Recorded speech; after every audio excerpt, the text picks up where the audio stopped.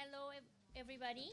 My name is Alina Rocha Menocal, and I'm a research fellow here at ODI in politics and governance.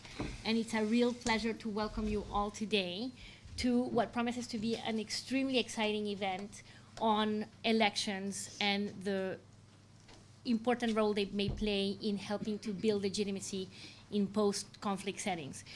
One of the working titles for this event actually was Ballots, Not Bullets, and I found out that there's actually a paper that is labeled as such, so that really captures it. And we will have a very diverse and interesting panel to help us look at this challenge. Just briefly to tell you a little bit about the event today, this is part of a longer running meeting series on elections and the importance of elections in different dimensions of governance. You may find a little leaflet that has been placed in your seats, which will give you a sense or a glimpse as to the event today, but also the wider set of events that we have arranged as part of the series. So if you have any questions from this, please do follow up with us afterwards. And a lot of the publications that are mentioned here in this booklet, which are directly related to the work we have been doing as part of this election series, you will also find them outside.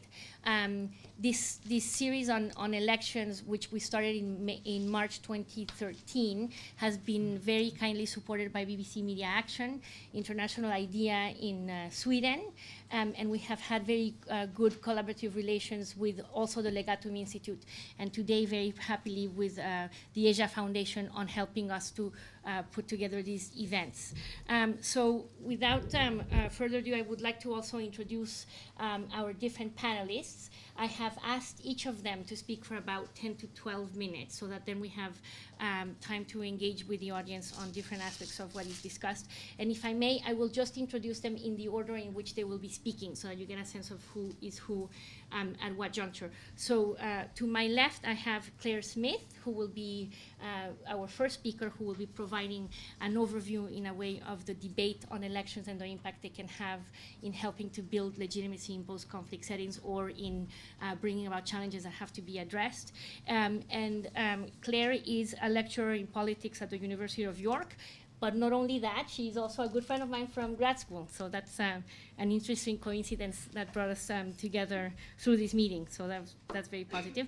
And Claire has been working for many years now on the theory and politics of democratic transition, regime change, war to peace transitions in developing countries. And so she, as I said, she will be providing this overview. Then I will turn to Silas. Silas works as Silas, well. sorry. I can't get the name right, but that. Silas Everett, who became the country representative for the Asia Foundation in Cambodia very recently in 2013. And before that, he was in Timor-Leste, East Timor, Timor-Leste, and he will be sharing, of course, his insights from these two different settings. Then I will turn to David, who is a lecturer in politics at the University of Bradford, and he has extensive experience with West African politics, especially in the context of Liberia and Sierra Leone, and he will be providing feedback and comments on his experiences there with electoral processes. And then I will turn to George, who was country representative for the Asia Foundation also in Afghanistan for many years, before then becoming country representative for the Asia Foundation again in Nepal, where he has been for the past, since 2009, I suppose, 5 years, so quite a long time. And he has been working there also supporting processes of political transformation.